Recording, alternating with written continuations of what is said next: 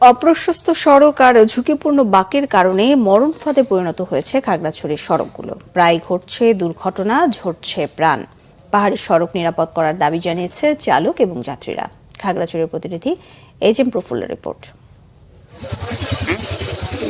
খাগড়াছড়ির বিভিন্ন সড়কের বাঁকে বাঁকে জীবনের ঝুঁকি। আঁকাবাঁকা, উঁচু নিচু, অপ্রশস্ত সড়কে ট্রাক, বাস ও পর্যটকবাহী যানবাহন চলাচল করছে চরম ঝুঁকি নিয়ে। নানা কারণে চালক ও যাত্রীদের ভোগান্তিও কম নয়।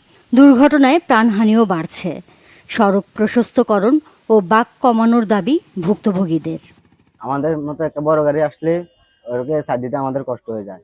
এমন সময় সাইড দিতে আমাদের দুর্ঘটনা হয়ে যায়। যেহেতু টুরিস্ট এলাকার মধ্যে নিত্য নতুন গাড়ি সবসময় আসা যাওয়া করে, দূর দূরান্ত ড্রাইভারের রাস্তাটা শুরু হওয়ার কারণে হয়তো এখানে দেখা যাচ্ছে কি দুর্ঘটনার সম্মুখীন হয়।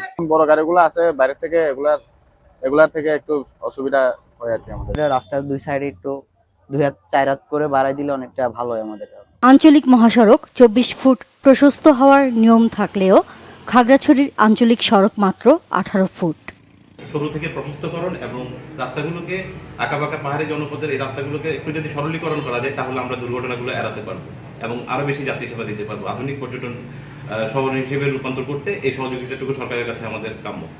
দুর্ঘটনা রোধে সড়ক প্রশস্তকরণ ও বাঁক সরলীকরণ প্রকল্পের প্রস্তাব পাঠানো হয়েছে বলে জানিয়েছেন খাগড়াছড়ি সড়ক ও জনপথ বিভাগের নির্বাহী প্রকৌশলী।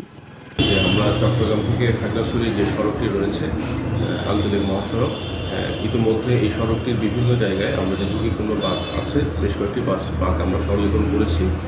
অচিরেই এসব বাঁকজনিত যে সমস্যা এবং এতে মানুষের যে ভ্রমণের জন্য যে সময় সেই সময় কমে আসবে, মানুষের চলাচল অনেক নির্বিঘ্ন হবে এবং মানুষজন খুব নিরাপদে চলাচল করতে পারবে বলে আমরা আশা করছি।